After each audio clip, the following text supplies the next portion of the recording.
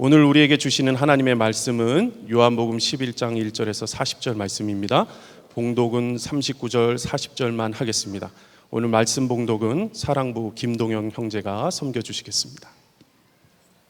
예수께서 이르시되 성경 놀라시니 그 죽은 자의 눈이 울다가 이르되 주여 지금 지가 나를 되었음을 받사 냄새가 나나이다. 예수께서 이르시되 내 말이 내가 믿으면 하느님 영광 보리라 하지 아니하였느냐 하시니 아멘. 어느 분이 제게 메일을 보내서 질문을 하셨습니다. 왜 예수님은 꼭 부활하셔야 했나요?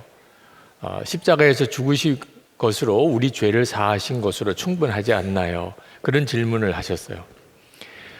예수님께서 십자가에서 그냥 죽으시고 끝냈다면 우리의 죄를 사함 우리가 받을 수 없습니다. 예수님께서 우리의 죄를 대신 지신 것은 그분이 하나님이시기 때문입니다. 사람은 죄 없는 사람이 없습니다.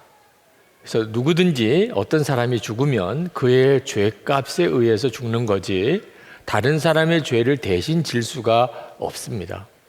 그래서 하나님께서 사람의 몸을 입고 오셔야 됐던 겁니다. 예수님은 참 사람이시면서 동시에 참 하나님이시기에 죽으셨으나 사망에 갇혀 계실 수가 없는 분이셨습니다.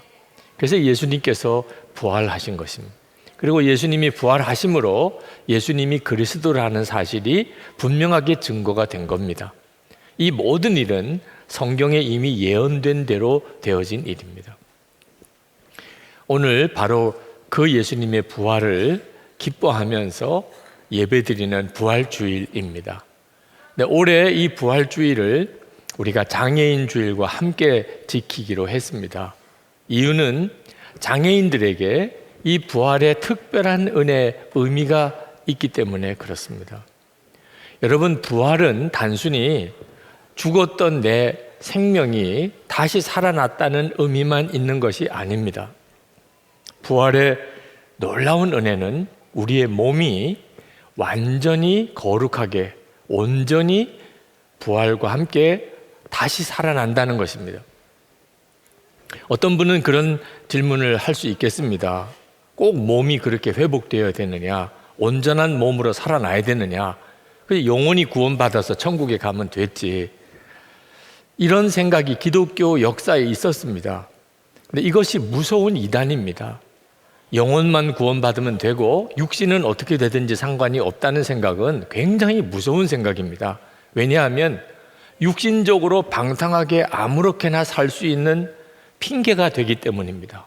육신은 어떻게 해도 상관이 없다는 생각은 굉장히 무서운 생각이에요.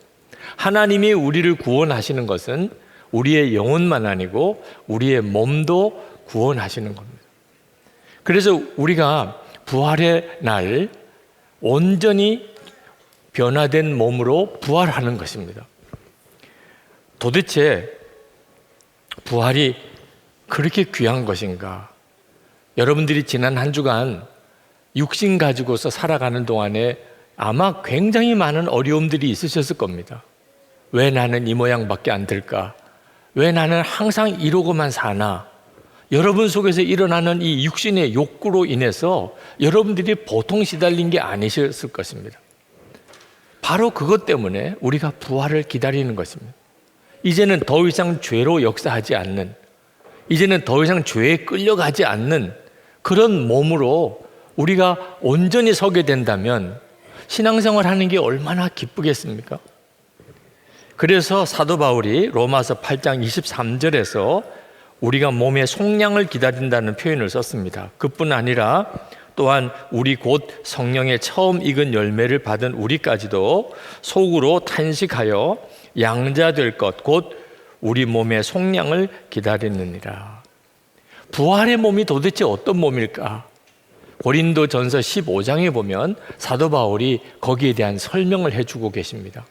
42절에 보면은 썩지 아니할 몸이라고 그랬고 43절에 가서는 영광스러운 몸, 강한 몸이라고 표현했고 44절에 가서는 신령한 몸이라고 표현을 했습니다. 지금 우리가 가지고 있는 이 육신과 분명히 다른 몸이라는 것입니다. 하나님께서 아담과 하와를 처음 만드실 때 그때 하나님의 형상대로 만드셨던 그 몸이 이제 예수님 부활하신 주님이 재림에 오실 때 우리도 다 그 주님을 따라 부활의 은혜로 다시 일어날 때 우리 몸이 그렇게 된다는 것입니다. 영상에 우리 고 김금표 형제의 이야기가 잠깐 나왔습니다. 지금도 눈에 선합니다. 로비에서나 복도에서나 저를 만나면 그렇게 반갑게 달려오고 저를 아는 체하고 인사도 하고 그렇게 가던 참 귀한 형제였습니다. 어느 날 갑자기 세상을 떠났다는 소식을 들었습니다. 2월 16일이라고 생각되는데 갑자기 사고로 세상을 떠났다는 것. 얼마나 가슴이 떨리고 그 부모님과 가족들은 얼마나 마음이 아플까 하는 생각이 들었습니다. 그래서 그 빈소가 마련된 곳으로 가는데 하나님께서 그 마음을 주세요. 금표는 부활의 날 이제는 더 이상 장애가 없는 완전한 몸으로 그렇게 부활하게 될 것이라. 그것이 제게도 큰 위로가 됐고 그리고 부모와 가족들과 그 사랑부 모든 가족들에게도 참으로 놀라운 위로가 됐습니다. 나사로가 병으로 앓다가 갑자기 죽었습니다. 예수님께서 오셔서 그 나사로를 다시 살려내셨어요. 무덤에 묻힌 지 나흘이나 되어서 이제는 시체 썩는 냄새가 나고 있는 그런 형편인데 예수님께서 그 무덤에 돌을 치우라고 하셨습니다. 그리고는 나사로야 나오라 그렇게 외치시니까 나사로가 시신을 싸고 있는 그 배를 그냥 동인 채 걸어 나온 거죠. 참 놀라운 일 아닙니까? 나사로가 다시 부활했습니다. 그런데 여러분 한번 생각해 보세요. 나사로가 병으로 죽은 사람입니다.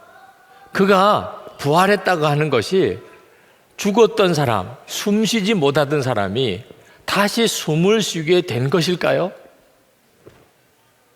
여전히 질병으로 고통당한 채 숨만 다시 쉰 걸 말하는 것일까요? 그가 무덤에서 걸어 나올 때 나사로의 몸은 여전히 병든 몸이었을까요?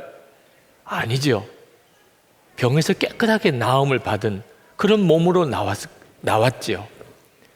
예수님이 십자가에서 죽으셨는데 예수님의 몸은 망가질 대로 망가진 몸입니다.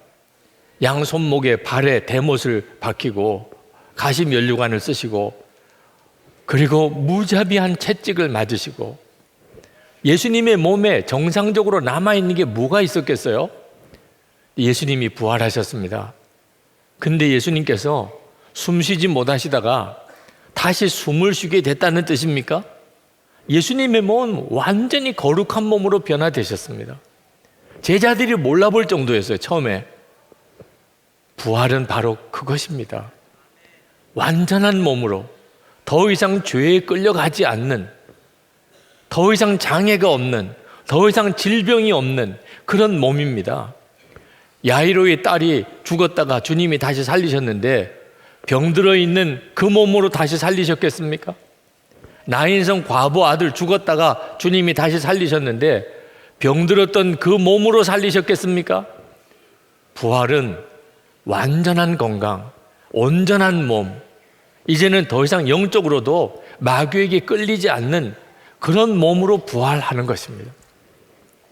우리가 예수님의 부활을 기뻐하시는 것은 우리도 부활하게 할 것이라고 약속하셨기 때문에 그 부활은 우리의 여러 가지 고통들, 고민들, 좌절들, 실패들에서 우리를 온전히 건져내는 것입니다. 몸의 장애만 장애가 아닙니다. 마음의 장애, 생각의 장애가 있는 사람 더 비참한 장애인입니다. 실제로 우리가 살아보면 알지만 어떻게 저런 생각을 할 수 있어? 어떻게 저런 마음을 가지고 살지? 그런 사람들을 많이 보잖아요. 솔직히 우리 자신도 그렇잖아요. 정도의 차이는 있겠지만 다 장애가 있습니다. 왜 나는 그게 극복이 안 될까? 왜 나는 그렇게 살지 못하는 것일까? 왜 나는 이 모양일까? 이런 탄식이 우리에게 있잖아요. 우리에게 부활이 그렇게 소망이 되는 것은 이제는 그 몸이 완전히 거룩한 몸으로 바뀌게 되겠기 때문에 그렇습니다. 그렇다면 부활이, 주님이 나를 부활시켜 주실 때까지 기다리기만 해야 되는 겁니까? 그저 탄식만 하면서 우리 주님이 재림에 오시고 우리가 부활의 몸으로 일어나기를 그냥 기다리기만 하는 것이 하나님 뜻이겠습니까? 그렇지 않습니다. 부활의 주님이 우리 안에 오셨기 때문에 우리는 여전히 죄에 끌려가는 육신을 가지고는 있지만 우리의 삶 속에 부활의 능력을 경험하고 살게 되기 때문에 그렇습니다. 약할 때 강함 되시네라는 찬양을 아마 여러분들도 잘 아실 겁니다. 그 찬양을 작곡한 사람이 데니스 저니간이라는 사람인데 그 사람은 동성애자였습니다.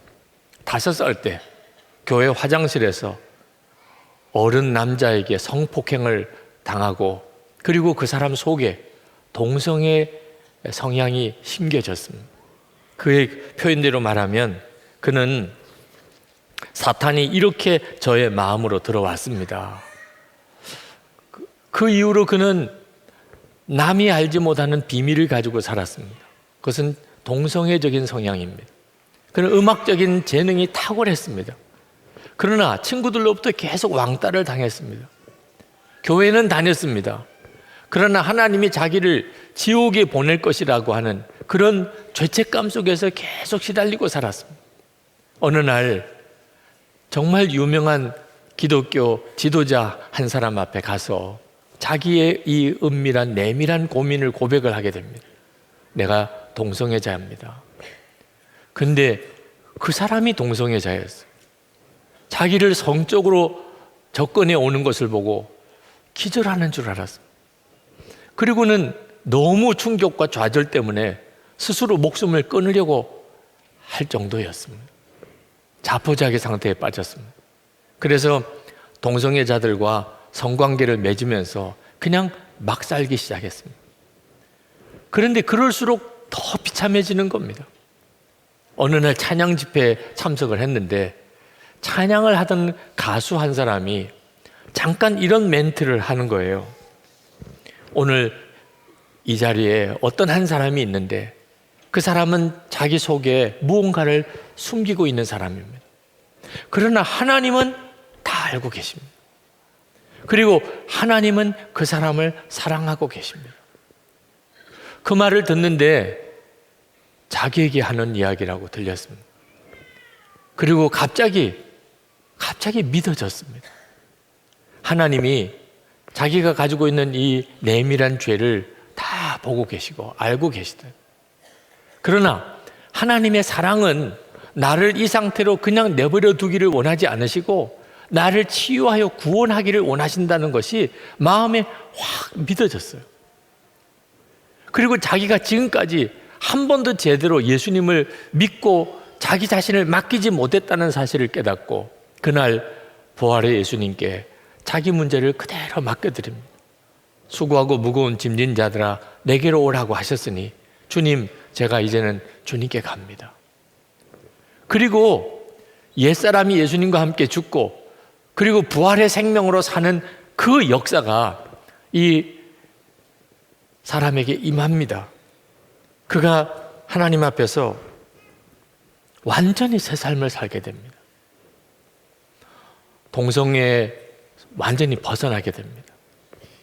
그가 아름다운 자매 멜린다라는 자매와 사랑에 빠지게 되고 그리고 결혼을 하게 되고 그리고 9 자녀를 두게 됩니다. 그 9 자녀들과 함께 온 가족이 찍은 사진을 그가 보여주면서 그가 이렇게 말했습니다. 사탄이 나에게서 빼앗으려 했던 것이 무엇이었는지를 보십시오. 그가 예수님, 부활의 주님을 만나지 않았다면 그 사진이 있을 수가 없겠죠. 부활의 주님을 만나고 이 데니스 전이건의 삶은 완전한 구원의 삶을 살게 됩니다. 그리고 지금 그는 미국에서 동성애자들을 치료하고 회복하는 사역을 합니다. 법적으로 굉장히 어려움에 빠져 있지만 꾸준히 그 사역을 합니다. 여러분, 이 데니스 전이건에게 일어난 일은 그 사람에게만 일어난 일이 아닙니다. 지금도 부활의 주님이 우리 안에 오셔서 우리의 삶을 이렇게 변화시키고 계십니다.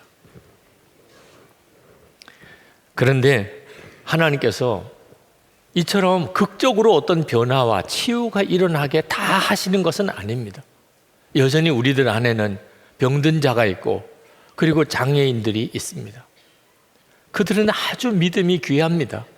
오늘 여러분이 영상에서 또 공연에서 보시다시피 우리가 가지지 못한 믿음을 가지고 있습니다. 그런데 여전히 장애가 있습니다. 도대체 하나님의 뜻이 무엇일까요? 지난번 담임 목사와의 대화 모임이 있었습니다. 여러분, 그런 모임이 있는 줄 아십니까? 저와 격이 없이 질문도 하고 대답도 듣고 싶은 사람들이 모여서 대화 모임을 가지는데 그때 어느 남자 집사님이 질문을 하셨어요. 목사님, 질문 드릴 게 있습니다. 그러면서 자기 이야기를 하세요. 어린 아들이 있는데 그 어린 아들이 정신지체 장애가 있다는 사실을 알게 됐다는 겁니다. 그것 때문에 그 집사님의 마음이 얼마나 안타깝고 무너졌겠습니까? 얼마나 기도 많이 했겠어요. 그런데 목사님, 분명히 성경에는 여호와는 여호와 라파라고 하셨는데 치유하시는 하나님이라고 하셨는데 도대체 여호와 라파 하나님 아니십니까? 그런 질문을 하시는 거예요. 그 집사님의 마음의 아픔, 간절함이 너무 절절히 느껴지더라. 주님께 잠깐 기도했습니다. 제가 뭐라고 대답을 해야 됩니까? 제가 그 집사님께 대답을 드렸어요. 하나님은 여호와 라파 하나님 맞습니다. 하나님은 우리를 치료하신 하나님이십니다.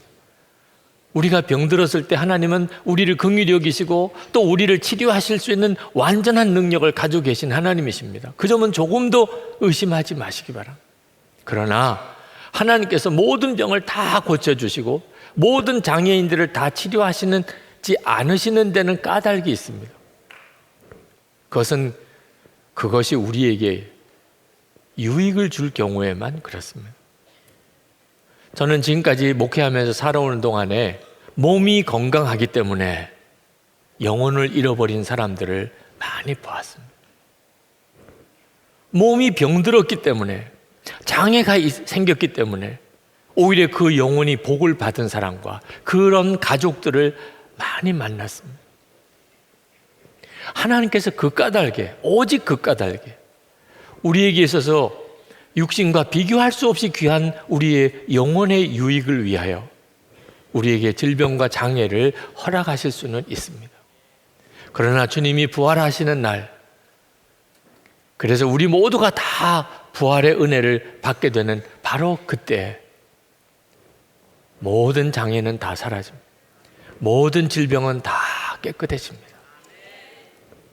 그러면서 그 자리에 모인 교우들에게 그 말씀을 드렸습니다. 여러분, 우리 교우의 가정에 장애인이 있다면 그건 무슨 의미입니까? 그것은 우리 교회 모두의 책임이 됐다는 뜻입니다.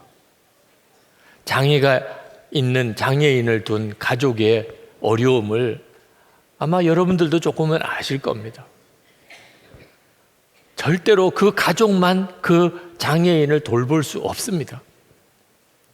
불가능한 일에 가깝습니다. 그럼 어떻게 해야 합니까? 그래서 하나님이 우리에게 교회 공동체를 주신 겁니다. 장애인이 있는 가족이 있다면 그 장애인을 돌볼 책임은 우리 모두가 함께 가져야 하는 것입니다. 그래야 그 부모가 잠깐이라도 편안하게 잠을 자거나 또는 무슨 볼일을 하거나 바깥 공기를 쐴 수 있는 여유를 가질 수 있기 때문에 그렇습니다. 이것이 우리 교회에서 장애인 사역을 하는 이유입니다. 여러분들이 그 사실을 명확하게 알아야 합니다.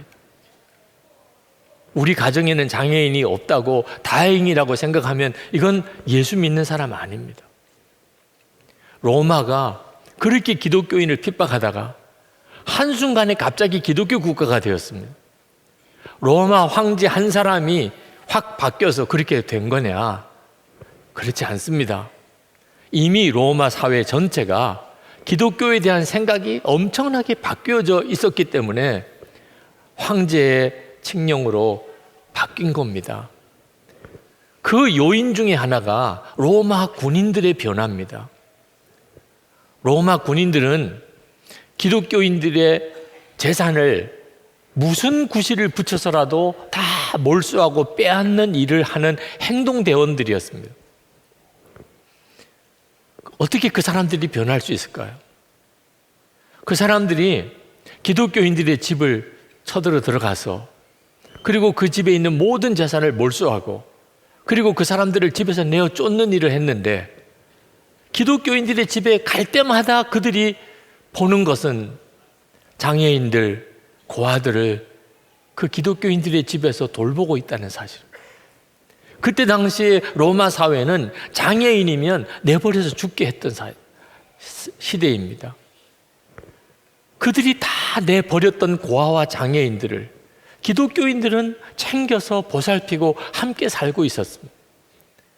한 아이라도, 고아 한 아이라도 기독교인 집에 가보면 반드시 그들을 돌보고 있는 거예요. 로마 군인들이 서서히 마음이 무너지기 시작합니다. 우리가 이래도 되는 거야? 아니, 저 사람들은 우리가 다 내버린 그 장애인들과 고아들을 그렇게 돌보고 자기 가족처럼 돌보고 있는데, 그렇게 착하고 선한 사람들인데 우리가 저 사람들이 재산을 빼앗고 집에서 내쫓아도 이게 잘하는 거야? 그들이 서서히 마음이 무너진 거예요. 내가 진짜 이거 정말 제대로 하는 걸까? 그러다가 로마가 기독교 국가가 된 겁니다.